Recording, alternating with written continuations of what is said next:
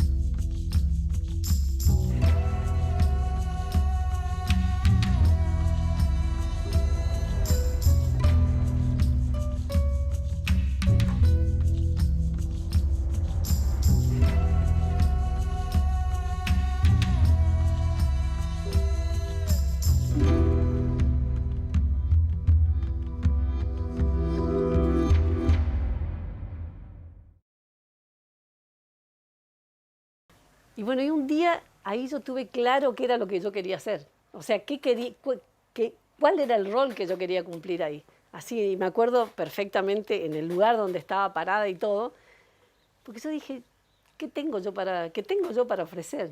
Y mi voluntad es lo que tenía para ofrecer, mis ganas.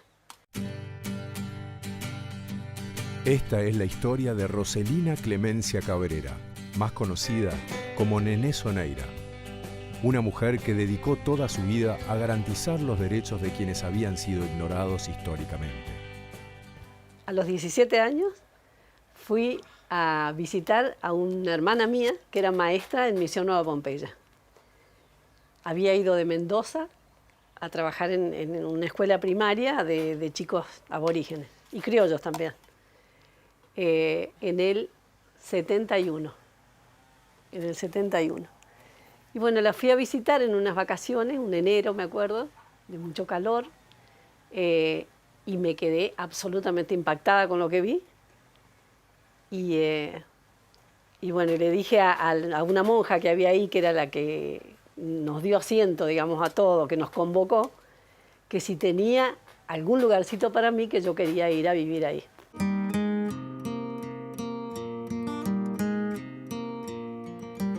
En ese tiempo, con bastante rebeldía religiosa, te diría, ya empezando la década del 70, donde veníamos con unos aires de lucha y de utopía, de un mundo mejor, más justo, más igualitario. Pero a mí me parecía que yo podía hacer algo en ese lugar.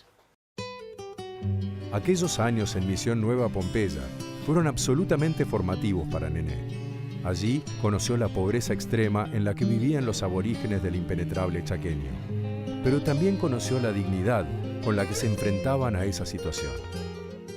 A los aborígenes los conocía por los libros, o sea que sí, que había aborígenes, huarpes, no sé qué, pero no, estaban ahí al lado mío, a los que yo le podía trasladar algún conocimiento de letra, porque ni siquiera maestra era, pero actuaba como alfabetizadora.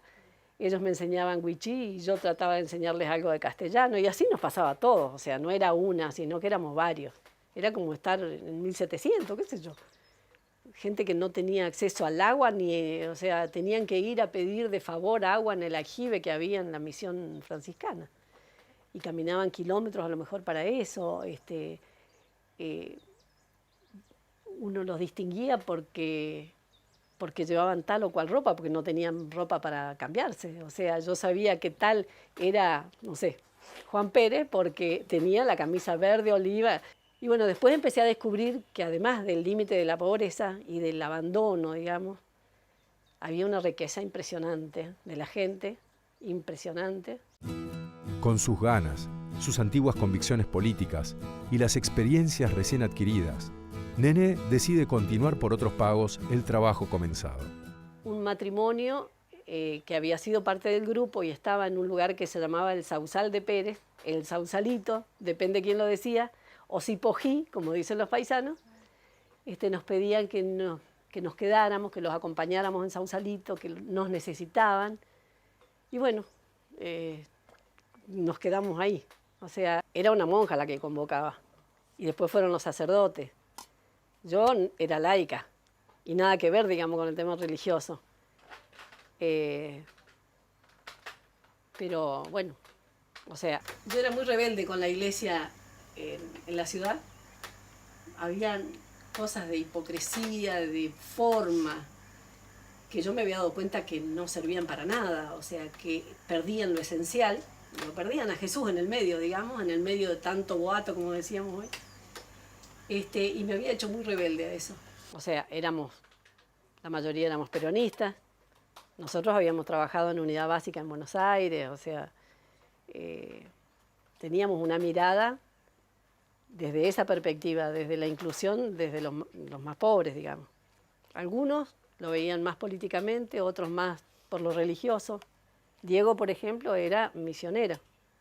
O sea, él fue para misionar. Ese fue el objetivo de su vida, ahí. En el Sausalito, Diego y Nené celebran una historia de amor que los guiará en su camino. Los acompañará en cada logro y en cada conflicto, y se mantendrá viva hasta hoy. Nos casamos, Diego había pedido la dispensa al Papa, que se la dio a través del obispo, Monseñor Di Stéfano, y era el Papa Pablo VI, que le dio la reducción al Estado laical.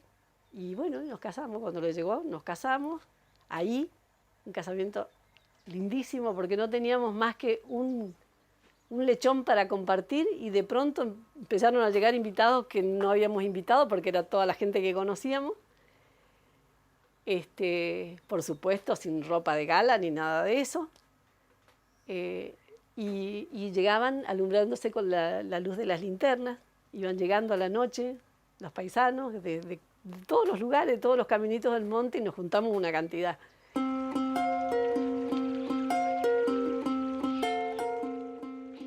En aquellos territorios, el Estado argentino no era más que una idea, una noción abstracta que no lograba traducirse en acciones materiales o servicios.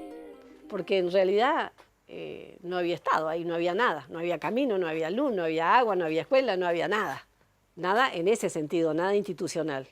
Salvo la cooperativa de Misión Nueva Pompeya que tenía una sucursal en Sausalito.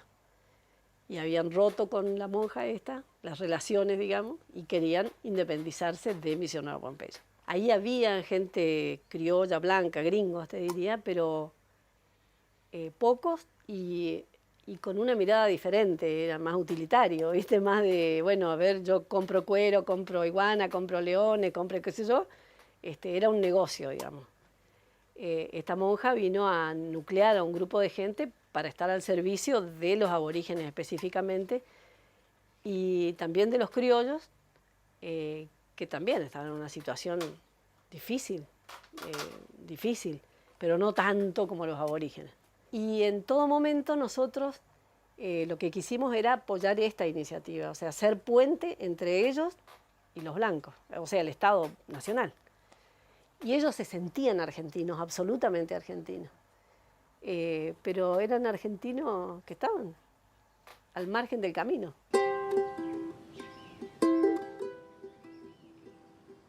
Para continuar este camino, para seguir garantizando los derechos de los ciudadanos, Nené y sus compañeros impulsan la creación de un municipio.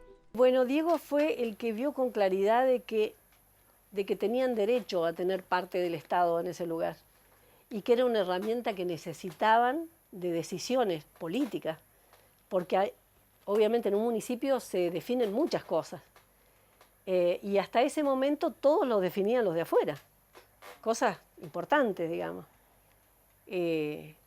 Entonces él vio que había que multiplicar la institucionalización, digamos, de ese lugar y llevar esa herramienta que es de decisiones de vida, digamos, al Sausalito. Primero como que la gente no lo entendía, no entendían muy bien para qué servía eso.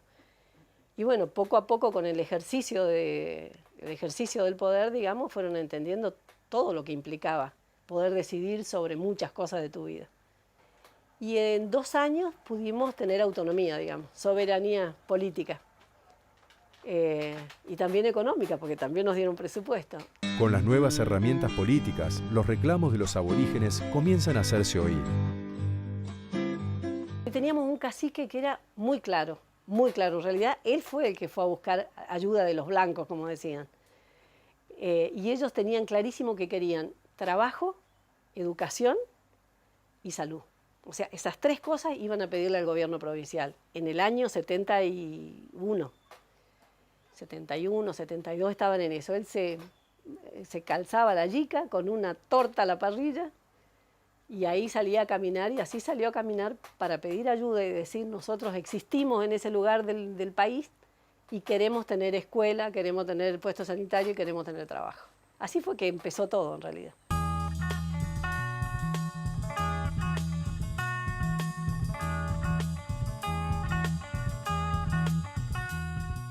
¿Por qué querían educación? Educación les sobraba a ellos, de los abuelos, del tatarabuelo, para vivir en el monte, no les hacía falta eso. Pero sabían que había una nueva herramienta que usar y que para llegar a esa herramienta, que era ser un ciudadano igual, necesitaban de la educación. Que entonces se iban a apropiar de la categoría de los blancos, o sea, del código de los blancos, que se les escapaba, se les iba por cualquier lado. Y sabían que solamente teniendo escuela iban a poder lograr eso. Y bueno, la verdad es que ahora los chicos que uno vio nacer, qué sé yo, en condiciones de ultra marginalidad, hay algunos profesores de educación física, biólogos, hablando obviamente el castellano como ninguno, haciendo arte, yo qué sé. Nené se convirtió en intendenta de El Sausalito en el 85, con mayoría de votos huichis. Yo realmente lo sentí como que los marginados estábamos en una situación de poder para darnos a los demás. Yo mujer y este hombre aborigen huiche. O sea, lo sentí así como que teníamos la herramienta que teníamos que tener en la mano. Obtuvo su segundo mandato en el 99. Si bien es cierto que faltaba comida, porque no había comida, o sea, los chicos iban y me pedían pan, nené, quiero pan, iban a la municipalidad y yo no tenía, la intendenta no tenía nada para darles, era frustrante, tremendo. Fueron tiempos duros y tiempos políticos duros porque teníamos que estar peleando cuerpo a cuerpo con las autoridades provinciales para que nos dejaran hacer cosas en el medio de la máxima pobreza del país. Por ellos, y por Diego, y por el padre Severiano Ayastuy, recuperé una fe, porque era no recuperar la fe en ese ámbito, era ser un necio, qué sé yo, no sé, es una cosa que era de todos los días, era un milagro cada día, que vos decís, ¿qué? Y sin embargo ese pueblo tan pobre, era el pueblo más generoso que había para poder dar cobijo a gente que lo había lastimado tanto tiempo. Y hay que tener grandeza para eso, ¿eh? Hay que tener grandeza.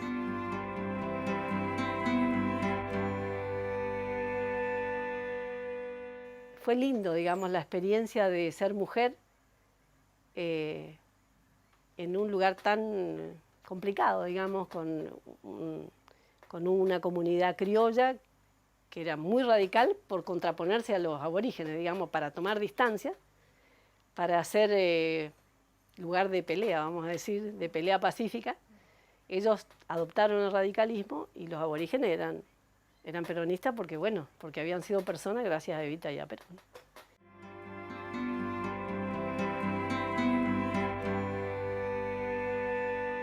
O sea, a partir del 45, muchos eran como nacidos el 17 de octubre porque nadie sabía cuándo había nacido, obviamente. Eso de saber la fecha de nacimiento era una pavada. Y a muchos le pusieron el 17 de octubre del 45. Pero no tenían apellido, no tenían nombre en castellano, muchos. Y muchos que yo, siendo jefa de registro civil, anoté mal por no entender lo que me decían. Pero bueno, son historias, ¿no? Pero pudieron ser un igual al otro, un igual al blanco, a partir de que tuvieron documentos. Entonces, ¿cómo no iban a ser peronistas? ¿Cómo no iban a ser peronistas? Si fueron personas. Y antes los trataban como animales. Esa ventanita, digamos, que los blancos fuimos abriendo, porque también hay que decir de que la gente blanca se ha ido concientizando de eso. A nosotros al principio nos parecía imposible de hacerles entender a los blancos en qué mundo estaban ellos. En aquel momento tenían mucha más cultura de convivencia comunitaria, por una cuestión de supervivencia, te diría. O sea, los criollos estaban muy aislados y no sabían tener convivencia comunitaria, porque necesitaban tener sus chivas en un espacio bastante grande y sus vacas en más espacio. O sea que vos en 5 kilómetros tenías tu próximo vecino. Y eso es como un músculo que vos no lo usás y bueno, eso te impide varias cosas. En cambio los aborígenes tienen un ejercicio de vida comunitaria muy intenso y ellos iban a pelear por lo que ellos pensaban que se merecían y que era verdad, se merecían todos esos derechos y los iban conquistando, pero a pesar de que habían sido mancillados años A y no tan A, ellos les abrían el corazón a los blancos, o sea, increíble. O sea, esa actitud increíble, para mí deslumbrante, digamos. Por eso te hablaba de la riqueza, que es eso y muchas más cosas, ¿no? Pero esa fe enorme en que somos trascendentes, en que no somos hombres más generosos o menos generosos, mujeres más generosas o menos generosas, sino que hay algo más a los que estamos llamados, digamos, algo más que avanzar y que crecer, que eso, ellos nos lo demostraban todos los días. Ahora, una vez lograda la integración necesaria, es tiempo de trabajar por una convivencia también pacífica entre los saberes indígenas y los occidentales. Yo veía desde afuera y como mujer multípara el conocimiento verdadero sobre el cuerpo que habían tenido como pueblo. O sea, ahí no habían, ¿cómo que se llama? Cesáreas. Era rarísimo que alguna mujer necesitara una cesárea. Es más, ni siquiera me acuerdo de alguna del principio. Un manejo sobre el cuerpo para el parto y previo al parto, qué tenían que comer y qué no tenían que comer las mujeres embarazadas, qué podían salir a rebuscarse por el monte y qué no. Pero ellas dijeron de que necesitaban que los blancos, de la gente del hospital, los médicos y enfermeros, o sea, el grupo del hospital, tuviera cuidado con las placentas, que no las tiraran, porque ellos tenían un manejo de la placenta después del parto. Y después 2 o 3 cosas más. Entonces tuvimos la oportunidad de poder invitarla a la gente del hospital y ellos estuvieron reunidos con las mujeres y ellas les pudieron decir que querían un cambio en el manejo de lo que hacía el trabajo del hospital sobre los nacimientos. Y bueno, a partir de ahí, o sea, hicieron una serie de manejos diferentes en un respeto cultural, ¿no? Bueno, esas cosas, por ejemplo, y ahí en esa charla me acuerdo de que habían chicas jovencitas y cuando las madres contaban, habían madres y habían hijas, cuando las madres contaban cómo las habían parido, ellas estaban sorprendidísimas. Y ahí yo me di cuenta que qué mal puente habíamos hecho, que algo faltaba. Cuando uno habla de la sabiduría ancestral y todo eso, hay que precisarlo, de qué estamos hablando. O sea, el manejo del embarazo, del parto y del puerperio, ellos tenían mucho conocimiento.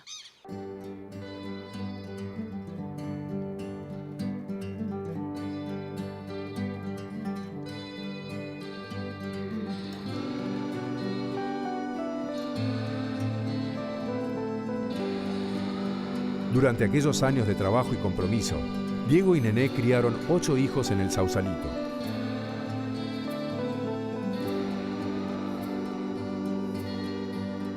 En aquel momento se había enfermado una de nuestras hijas de lupus.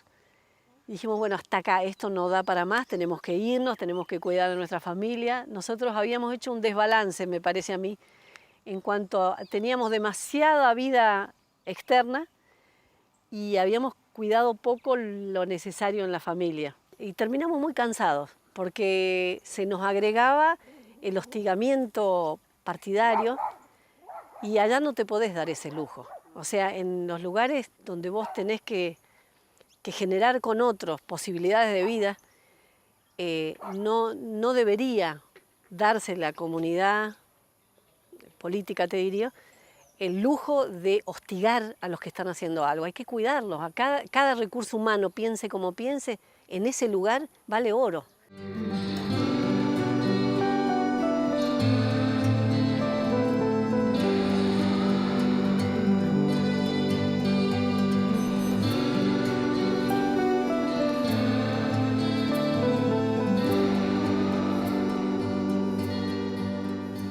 Pero era como buscando paz interior, ¿viste? Porque habían sido años muy duros. Realmente lo que se vivió en el 2000, en el 99, 2000, 2001, fue terrible, fue terrible. Aquellos pueblos acostumbrados a pasar hambre y a rebuscarse en el monte, tal vez lo sufrieran menos que lo de la ciudad, te digo. Pero fue bravo, fue realmente bravo y difícil. Y terminamos muy cansados. Bueno, así que vinimos en son de año sabático, pero se ve que necesitamos más que un año y no nos animamos a volver todavía en un año, necesitamos 2 y después necesitamos 3 y después dijimos no, ya no vamos a volver al Sausalito. Y creo que nos vino bien poder tomar distancia y que ellos tomaran distancia de nosotros. Y al cabo, después de 10 años, volver y sentir tanto cariño todos por todos, digamos, ¿no? Porque yo te digo que me he dado abrazos con llanto con mis enemigos políticos más acérrimos. Pero claro, lo que habíamos vivido era mucho más fuerte, porque era un proyecto de vida de un pueblo, o sea, no era pavada, era un proyecto de vida, ellos sabían a dónde querían llegar, sabían que no querían morir como los de 1500, 1600, 1700, sino producir y que sus hijos pudieran multiplicarse con su propia impronta, ¿no?